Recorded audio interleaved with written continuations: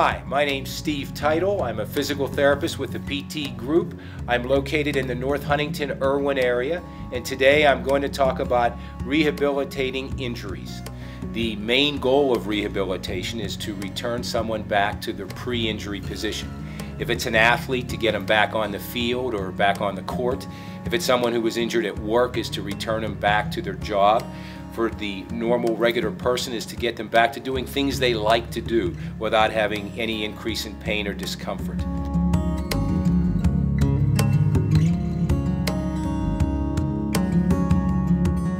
This protocol consists of 4 major categories. The first category is controlling pain and edema or swelling. The second category would be increasing range of motion, mobility and flexibility. The third category would be increasing strength and endurance. And the last category is returning someone back with an independent home exercise program. The way we control pain, we use a number of different modalities. What a modality is moist heat, ice, whirlpool, ultrasound, paraffin, electrical stimulation, mobilization, myofascial techniques. These are techniques we use to help control pain. After that, we want to work on increasing mobility and range of motion. We do that with exercise. Now, there's 3 types of range of motion. There's passive range of motion, which is essentially moving something with assistance. Like if I moved the arm for the individual, that would be a passive motion. There's a machine called a CPM machine. Many knee patients have to get a CPM machine. That's called a continual passive motion. What that does is the machine moves the part for you. The second type of exercise is called active assistive. That would be something like a pulley. If I'm using the shoulder, it would be helping lift my arm. In other words, you're not lifting it by yourself, you're using something to assist you. You can use a wand or a stick. You can climb the wall. You can slide your arm on a table. Any of these things will help, and that's called active assistive. And the third type is called active exercise. Now, active exercise is just moving the part through space. Like if I would raise my arm, that is an active exercise. If I straighten my knee out, that is considered an active exercise. Now, the importance of this is you've got to get your motion first. If you don't have your motion first, what ends up happening is if you start strengthening something too soon, you'll end up getting strong from a limited range instead of being able to go through the entire range of motion.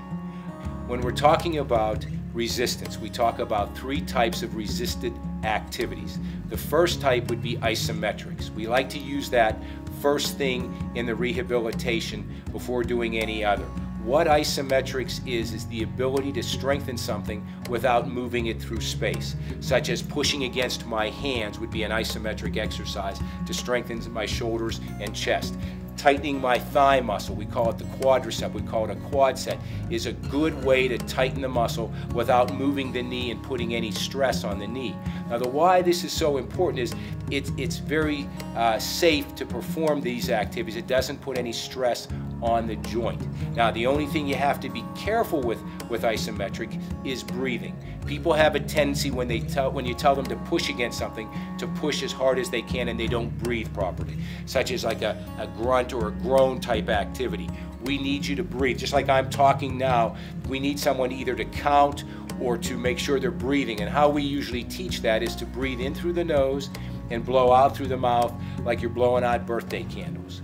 The second type of exercise resistively would be what we call isotonic. Isotonic exercise is moving a weight through space. It can be an ankle weight, it can be a dumbbell in my arms, but it's moving something through space to build up strength in that muscle. The third type is called isokinetic. The machine I'm sitting on right now is an isokinetic machine. Its function is to increase strength and endurance. How it works and how it differs from isotonic is the fact that with an isokinetic machine, the speed is fixed and the resistance is variable. So in other words, as I move a weight through space, if I'm doing it isotonically, I'm not getting the same forces through the entire range of motion. At point A, I'll have more force than I will at point B because of momentum. On a machine like this will allow me to get the same amount of force throughout the entire range, so I can work all the area with that. The other thing that's nice about this is the amount of force you put into the machine is the amount of force that you'll get back. So initially in the process of rehabilitation, we're always weak, so you won't be able to generate as much force. As you gradually get stronger, you can be able to kick harder or move your arm harder, and in tune, the various resistance will adapt to that, and you'll get the same amount of resistance through the entire range. Thank you for listening to me today. Feel free to contact us at 1-800-783-1008 or on the web at theptgroup.com. Thanks.